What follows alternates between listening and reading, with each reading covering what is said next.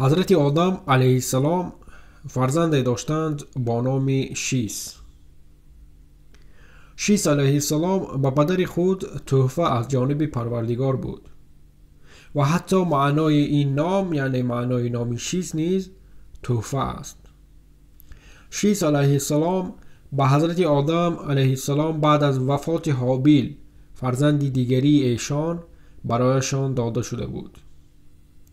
هابیل بسیار فرزند خوب بود و آداب و اخلاق حمیده داشت و همین بود که حضرت آدم علیه السلام به هابیل خیلی زیاد عادت کرده بودند. هنگامی که هابیل این دنیا را ترک کرد، حضرت آدم علیه السلام خیلی راه افتاده و غمگین شدند و بعد از این مدتی که حضرت آدم علیه السلام غمگین بودند، خداوند به ایشان شیس علیه السلام را هدیه کرد که نه تنها فرزند خوب و نکوکار، این چنین پیامبر الله بود. یعنی که بعد از این خداوند باز فرزند دیگری را به حضرت آدم علیه السلام نصیب کرد که غیر از آنی که وی فرزند خوب بود، نکوکار بود، باز بر ضمن این شیس علیه السلام پیامبر الله بود. تا آندمی که حضرت آدم علیه السلام زنده بودند، به فرزندان خود از عبادت خدای یگانه و وعده های شیطان خبر می دادند و پس از وفات آن حضرت فرزندان حضرت آدم علیه السلام را شیس سروری می کرد. شیس علیه السلام سرور خوبی بود و همه را با قانونهای الله پیش می برد. از دیگر طرف باشد قابیل فرزند دیگری حضرت آدم علیه السلام که خیلی طبیعتی بد داشت. آدمانی که با او بودند از آنهایی که با شیس علیه السلام بودند میزیستند زیاد شدند، یعنی که طرفداران قابیل در شماره در عدد زیاد شدند. قابیل با همراهانش از فرزندان حضرت آدم علیه السلام دور شده بود و در علاهیدگی زندگی میکرد.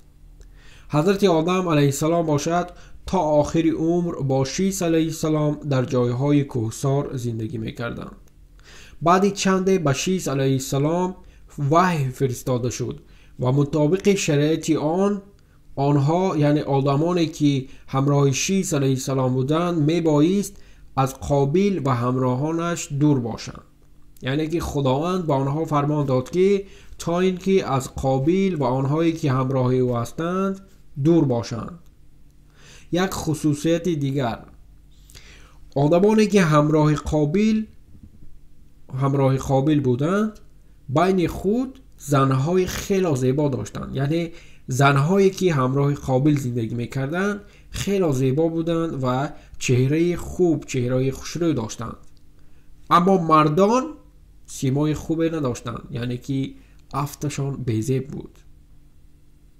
و آن دم بین آدمان همراه شیس علیه السلام بوده مردها خیلی زیبا بودند لیکن زنها چهره زیبا نداشتند. یعنی که آن نفرانی که همراه شیس علیه السلام بودند برعکس، مردهایشان زیبا بودند اما زنهایشان چهره خوبی نداشتند.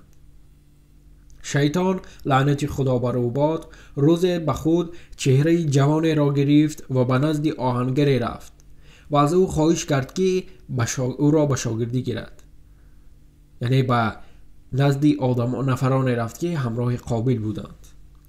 بعد از آن که وی شاگرد بود، یعنی او را به شاگردی قبول کرد و آهنگر و چند گذشت و شیطان اسباب را آماده ساخت که به نی شباهت داشت. بعد با این نی به نزد مردم برآمد و از آن آوازهای گوناگون می برآورد. این اولی وقت بود، یعنی که اولین آدم ها بودند و آدمان حالا این گونه آوازها را عموما شنیدگی نبودند. بعد شیطان باز اسباب دیگری ساخت که آن به برابر شباهت داشت. از آن این صداهای گوناگون می برآورد و این برای آدمان عجیب بود و آنها گردی وی جمع می شدند. همین طور باز یک چند اسبابهای دیگر را ساخت و با ساختن هر یک اسباب نو آدمان گردی وی باز هم زیادتر جمع می شدند. مقصد شیطان تنها گمراه کردن آدمان بود و هر وقتی که آنها جمع می شدند هنگام شنیدن صداها تنهای خود را می جنباندند. و ما معلوم است که چقدر موسیقی شوخ باشد جسم همان قدر تیزتر می جنبد.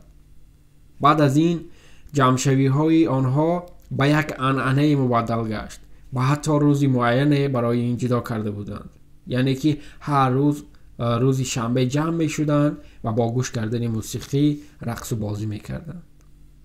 متاسفانه این عنعنه آنها تا به زبان ما نیز آمده رسیده است. روز شیطان به نزد جوانان قوم شیس علیه السلام آمد تا به دلهای آنها شبهه وارد سازد و کار تا آنجا رسید که جوانان قوم شیس علیه السلام گفتند برای چی به ما واخوری برادرانمان اجازت نیست؟ آخر آنها خویشاوندان، برادران و خواهران ما هستند. چه فایده است از این منکنی که ما نباید با برادران خود واخوریم و چه مقصد دارد این من کردن؟ وقتی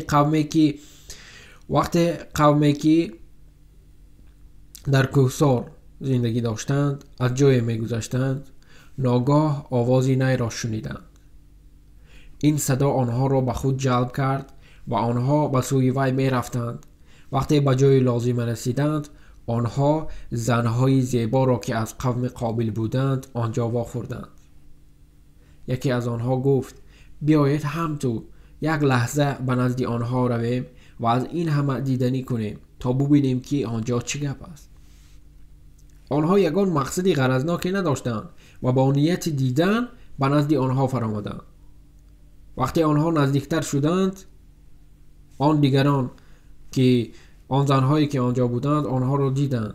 مادامی که آنها مردانی زیبا بودند زنهای قوم قابل که آنها هم صاحب جمال بودند برابر دیدن آنها با هر راه زیبایی های بدن خود را به آن جوانان نمایش می دادند تا دقت آنها را به خود جلب کنند و این اولین مراتب بود که شیطان این کار را به آنها آموخت.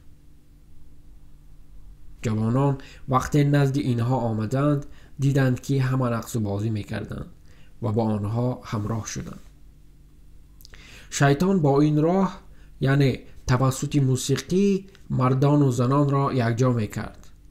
آنها با هم به یگان ممانعت رقص و بازی می کردند و در دلهایشان احساساتهای گوناگون پیدا می شد و اکثریت عالمان بران عقیده‌اند که محض همان وقت اولین مراتب زنا پیدا شد. یعنی شیطان توسط موسیقی اولین زنا را بین آدمان آورد و این آهسته آهسته در جهان پهن شد. بعد از این همه وقتی که جوانان قوم شیس علیه السلام بین آدمان قابل از موسیقی و زنانی زیبا و صاحب جمال لذت بردند دوباره به خانه برگشتند. وقتی که آنها به خانه آمدند این همه را به جوانان دیگر نقل کردند و دفعه دیگر وقتی که به نزد قوم قابل روانه شدند همراه خود باز مقدار دیگری جوانان را گرفتند و هر دفعه که آنها می آمدند شمارهشان باز هم زیادتر و زیادتر می شد. همین طور اولین گناهی که از طرف گروه آدمان صادر شده بود یعنی که آدمان دست جمعانه کردند این زنا بود.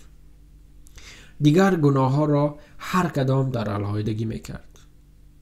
اهمیت دهید که آن دم آدمان حالا به شرک دست نزده بودند و جز الله خدای دیگری را نمی پرستیدند، اما شیطان آهسته آهسته آنها را به این گناه بزرگ آورد. شیطان خیلی مکار است و دانا است و میداند که انسان چگونه فکر دارد. او میدانست که حالا نمیتواند آدمان را به شرک بیاورد زیرا حالا وقت زیاد نگذشته بود و این کار ناممکن بود. برای همین وی آدمان را به گناه‌های آورد که آنها را از الله دور می‌سازد: موسیقی و زنا. خداوند نگهبان هر یک شما. السلام علیکم و رحمت الله و برکاته.